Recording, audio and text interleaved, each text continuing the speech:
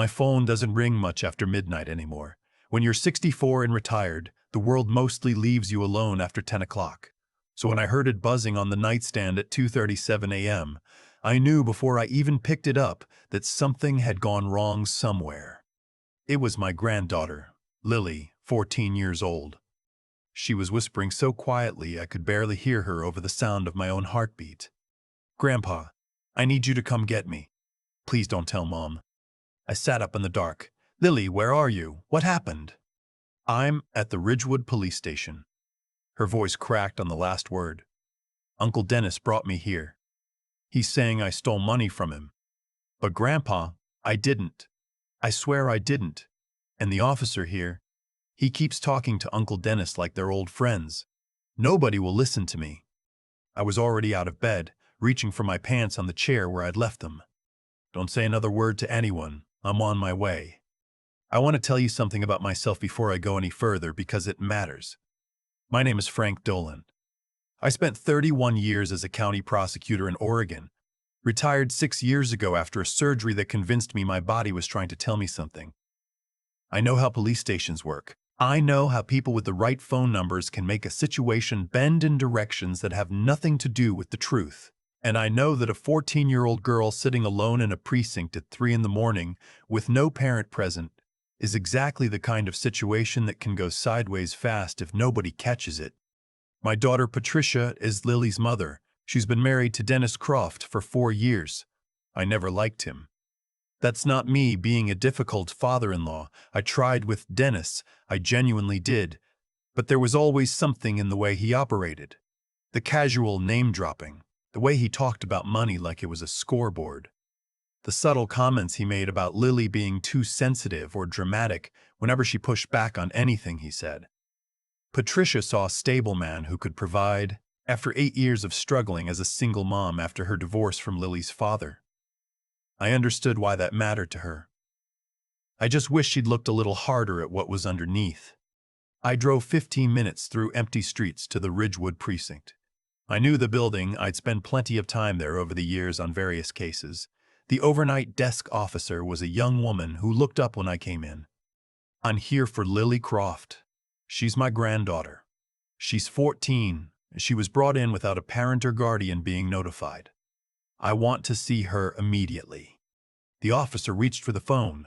"Let me get Sergeant Boyle." Boyle. I knew that name. Tom Boyle had been on the Ridgewood force for 20 years, and I'd crossed paths with him twice in my career. Once when a witness in one of my cases complained about how a statement had been adjusted, and once at a charity golf tournament where he'd spent most of the afternoon attached to Dennis Croft's elbow. At the time, I'd filed it away as coincidence. Standing in that precinct at 3 in the morning, I wasn't feeling generous about coincidences anymore. Boyle came out from the back. He was a broad man, with a gray crew cut and the particular kind of smile that never quite reaches the eyes. "Frank Dolan, it's been a while." "It has. Where's my granddaughter, Tom?" "She's fine. We're just getting a statement sorted out. Her stepfather filed a complaint. She apparently took $300 cash from his desk drawer. He's got her on the home security camera going into his office. She's 14. You cannot take a statement from a minor without a parent or legal guardian present." "Where is my daughter?" Boyle shrugged. "Dennis said Patricia's out of town at a conference. He's her step-parent. That gives him standing. Dennis is her stepfather, not her legal guardian. Her legal guardian is her mother. Get me in to see Lily right now, or I will call the county duty attorney, and we will spend the rest of this night making things very uncomfortable for this precinct." Something shifted behind his eyes. He didn't like it, but he recognized the ground he was standing on. "5 minutes," he said. They brought me to a small room. Not a cell, at least, just a bare office with a table and plastic chairs. Lily was sitting with her knees pulled up to her chest, still in her pajamas. She'd clearly been crying for a while. When she saw me come through the door, she stood up so fast she knocked the chair back. I held her for a long moment without saying anything. I could feel her shaking. "I didn't take it," she said into my shoulder. "I went into his office to use the printer for a school project." That's it. He must have seen me on the camera and decided to, "I don't know, Grandpa. I don't know why he's doing this." I pulled back and looked at her face. No visible injuries, thank God, but there was something in her eyes beyond just the fear of tonight, an exhaustion that didn't belong in a 14-year-old's face. I'd seen that look before, in a different context. It was the look of someone who'd been carrying something heavy for a long time and had gotten used to it. Has something else been happening before tonight? She hesitated in exactly the way that tells you the answer is yes. We can talk about that later, I said quietly. Right now, I need you to tell me exactly what happened tonight, step by step, start to finish. Her story was simple and consistent. Dennis had come home around midnight, late, which she said was normal. She'd been awake doing homework, heard him come in, stayed in her room. Around 1:30, she went downstairs to get water. Noticed the light was on in his office, but the door was closed. She'd used the printer in there earlier for a school project and thought she might have left her USB drive. She knocked, no answer, opened the door, grabbed the drive, left. 20 minutes later, Dennis knocked on her bedroom door and accused her of taking cash from his unlocked desk drawer. She denied it. He called the police. I walked back out to Boyle. I want to see the security footage your department has received. That's part of an active. Tom, I'm not asking as a formality. She's a minor, this is her home, and whatever Dennis Croft showed you came from a private residential system that he controls. Before this goes any further, I want to know what's actually on it. He pulled it up on his office monitor. The footage showed Lily entering the office, going to the printer area, picking something up. The USB drive exactly as she described, and leaving. The desk drawer was never in frame. You could not see her go near it. You could not see her go near it. You could not see her take anything. I looked at Boyle. What exactly is the evidence of theft here? He had the grace to look slightly uncomfortable. Dennis said the money was there before she went in. Dennis said, where is Dennis right now? He went home about 40 minutes ago, said he had an early call. He left. He made a police report accusing his 14-year-old stepdaughter of theft, brought her to a precinct in her pajamas at 2 in the morning, and then left and went home to sleep. I took a breath. I'm taking my granddaughter home with me tonight. If Dennis Croft wants to pursue this, he can contact my attorney. And Tom, I'd suggest you look very carefully at that footage before you put anything in writing, because what you've shown me doesn't support the complaint. Boyle didn't argue. I think part of him had already known it. I drove Lily back to my house. She fell asleep in the passenger seat before we'd gone 3 blocks. I carried her inside, the way I used to when she was 5 years old, and fell asleep on the drive back from her parents' place. I set her up in the guest room and stood in the doorway for a moment watching her breathe. Something had been happening in that house long before tonight. I was certain of it. In the morning, over pancakes, she told me.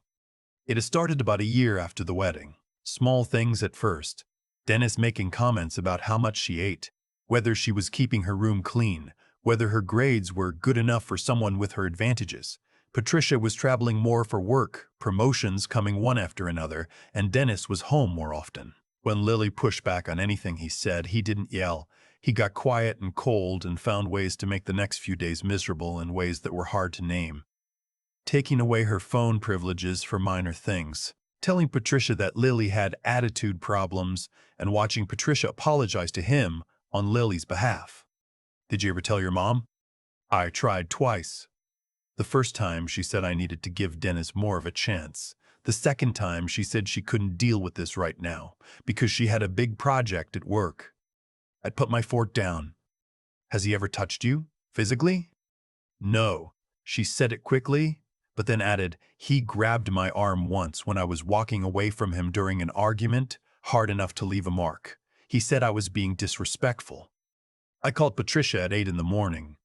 She picked up after 2 rings, which meant she'd been awake, which meant Dennis had already called her. Dad, Dennis said you came to the precinct and practically threatened a police sergeant. Patricia, your daughter was sitting in a police station at 3 in the morning in her pajamas because her stepfather called the cops on her and then went home to sleep. The footage he provided doesn't show what he claimed it showed. And there are other things we need to talk about. Dennis said she's been. I'm not interested in what Dennis said right now. I'm interested in the mark he left on our granddaughter's arm when he grabbed her hard enough to bruise. Silence.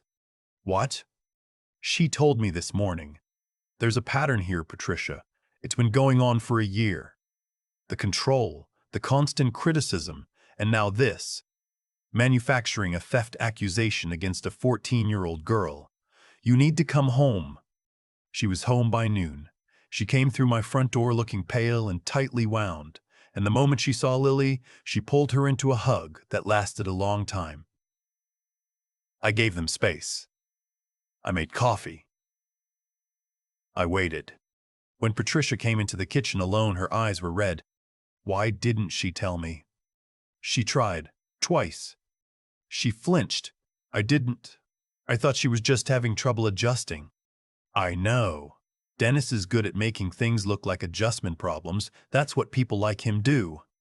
She was quiet for a moment. He's been calling me all morning. Says this is a misunderstanding. Says Lily has been manipulative since the beginning. Says you're stirring things up because you never liked him. All of that might be exactly what he'd say whether it was true or not. The question is what the evidence shows, and the evidence shows a man who dragged a child to a police station in the middle of the night over a claim that his own security footage doesn't support. Patricia looked out the window for a long moment. I need to see those tapes myself. All of them. Whatever the home system has. That was the moment I knew she was going to be okay. It took another 48 hours for everything to start unraveling. I called a former colleague of mine, a family law attorney named Susan Hartley, who had spent 20 years working domestic cases, and she walked us through the process. Patricia formally requested the complete archive from the home security system under her rights as joint homeowner. What she found when her attorney reviewed it was more than we'd expected. Dennis hadn't just been controlling with Lily. There were recordings going back 8 months showing him going through Lily's backpack, reading her text messages over her shoulder without her knowledge, and twice standing in the doorway of her room, filming her sleeping. There was a recorded conversation in the kitchen where he told Lily that if she kept causing problems, he would make sure Patricia understood whose side to be on. His voice was calm throughout. That made it worse somehow.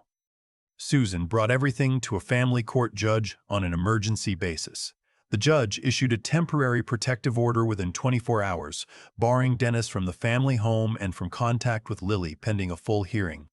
Dennis hired a lawyer immediately and came out swinging. He claimed the footage had been misinterpreted, that he had been a loving and responsible step-parent who had done nothing but try to help a troubled teenager, that I had manipulated Lily into making false statements, and that Patricia was being controlled by her overbearing father. He filed a countermotion claiming Patricia had abandoned her parental duties by traveling for work, and that he should be granted temporary custodial rights over Lily as her primary caregiver. That last one told me everything about who Dennis Croft actually was. The thing about people who've been operating without consequences for a long time is that they don't know when to stop. While the court proceedings were pending, Dennis called Lily's school counselor and told her Lily had a history of lying and attention-seeking behavior. He called Patricia's sister and told her Patricia was having a breakdown. He showed up at a neighbor's house, a retired couple who'd known our family for years, and spent an hour trying to get them to confirm that Lily had always been difficult. What he didn't know was that the neighbor, a man named Walter, had a very clear memory of the evening 8 months ago when he'd been walking his dog and had heard Dennis shouting inside the house. He hadn't thought much of it at the time. When Susan contacted him as part of our case, Walter gave a detailed written statement without hesitation. The hearing was 3 weeks after the protective order. Lily testified. She sat at that table, her hands folded in front of her, and she told the judge, clearly and without drama, what the past year had been like. The judge asked her several follow-up questions. Lily answered each one steadily. At one point, I watched Dennis's attorney lean over and whisper something in his ear, and I watched Dennis's jaw tighten, and I watched him work very hard to maintain the expression of a reasonable man who was simply misunderstood. He wasn't very good at it under pressure. The judge denied his countermotion. She granted Patricia full legal authority over decisions regarding Lily. She extended the protective order and ordered Dennis to have no contact with Lily. She also referred the case to the County Child Protective Services Office for review of the recorded footage, noting that some of what had been presented raised questions that went beyond a civil family matter.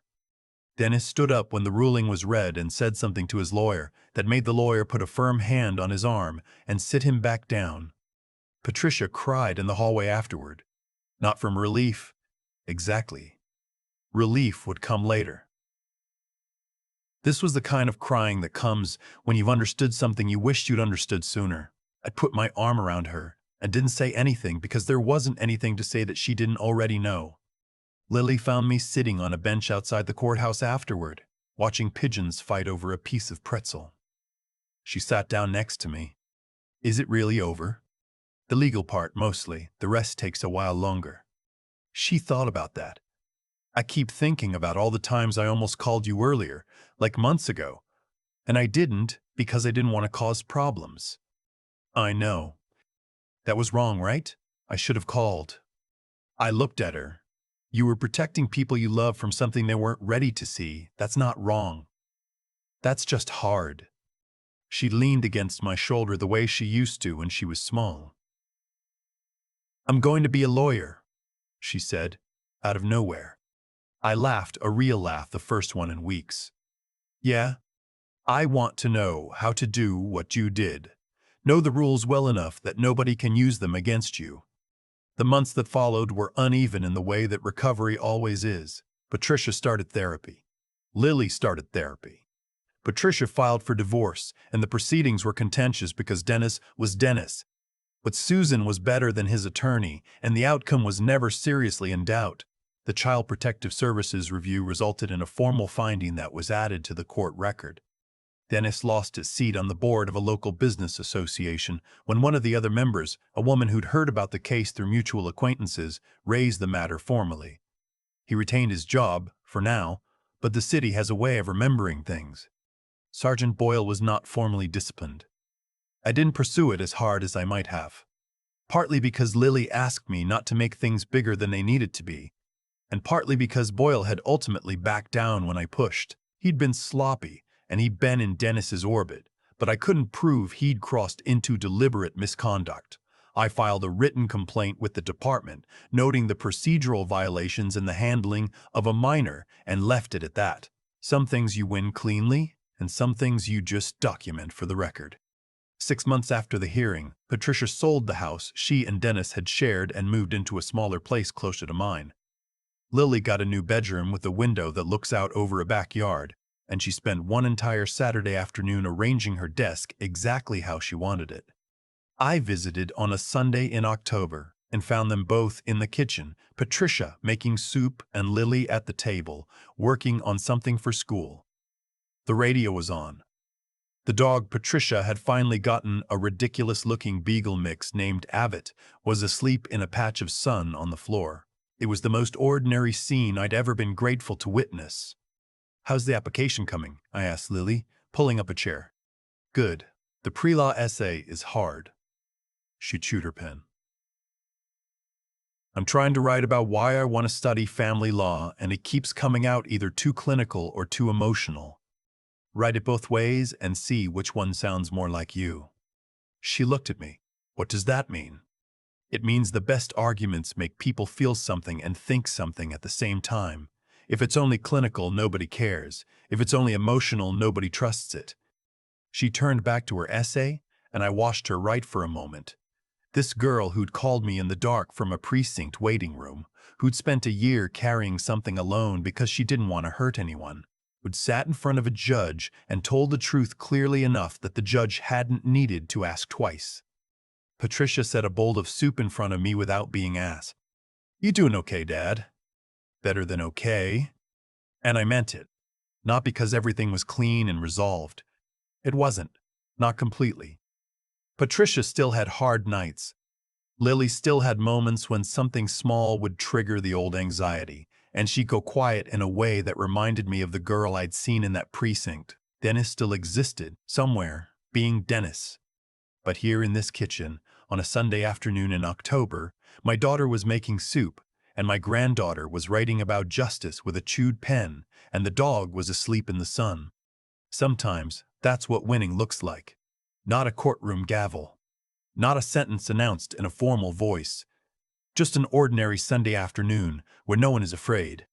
The phone doesn't ring much after midnight anymore, and when it stays quiet, I say a small thanks for that. But I also know now, more than I knew before, that night in February, that if it rings again, if one of my people calls me from somewhere dark and scared, I will be in the car before I've even finished the thought. That's the only promise that matters. I've been sitting with this story for a while now, trying to figure out what I actually want to say about it. Not the legal part. I know how to talk about that. The part that still catches me sometimes when I'm driving or lying awake at 3 in the morning is simpler than any courtroom argument. My granddaughter carried that weight alone for a year. Because she thought protecting the people she loved was her job. 14 years old. And she'd already learned to make herself smaller so someone else wouldn't have to be uncomfortable. I've spent a lot of my life around people who did wrong things. Prosecutors see a particular cross-section of human behavior, and after 31 years, you start to understand something about how harm works. It rarely arrives all at once. Dennis didn't walk into that family swinging. He arrived reasonable, attentive, stable, all the things a frightened person wants to see, and then, slowly, he made the walls a little closer, a comment here, a cold silence there, an escalation so gradual that by the time Lily understood what was happening, she'd already internalized the idea that speaking up would cost someone she loved something they couldn't afford to lose. That's the machinery of it. That's what I want people to understand. What turned the situation around wasn't anything dramatic. It was Lily picking up a phone and making one call. That's all. One call at the right moment to someone she trusted. And what allowed her to make that call, even after a year of being told implicitly and explicitly that her version of events didn't count, was something she'd held on to despite everything, a core belief, quiet and stubborn, that what was happening to her was wrong, that she deserved better, that the truth was still the truth even when nobody around her was acting like it. That kind of inner compass doesn't come from nowhere. It has to be built over years by small repeated acts of honesty in ordinary moments. Every time an adult in a child's life tells the truth when a comfortable lie would be easier, they're building something. Every time they say, "I was wrong," instead of doubling down, they're building something. Lily had that foundation. And when the pressure came, it held. I also think about Patricia. My daughter made a mistake. Not a small one, and not one she'll stop carrying anytime soon. But when the evidence was in front of her, she looked at it. That matters more than people give it credit for. There are plenty of people in her position who don't, who choose the story that costs them less. Patricia chose the harder truth, and that choice is what gave Lily her mother back. The clearest thing I can tell you, looking back at all of it, is this: the outcome wasn't luck. Dennis's position unraveled because Lily had the courage to speak and the clarity to remember what she actually knew to be true. Patricia's recovery began the moment she stopped letting fear do her thinking for her. And whatever I contributed came down to 31 years of learning to read a situation carefully and act before the window closes. Decency, clear thinking, and the willingness to stay in the fight when it gets uncomfortable. Those three things, working together, are what changed the ending of this story. Take any one of them away and I'm not sure we get the same result. Lily is writing her law school essay now. She keeps saying she wants to know the rules well enough that nobody can use them against her. I keep telling her that's a good start, but the goal is to know them well enough to use them for someone else. She'll get there. I'm already certain of it.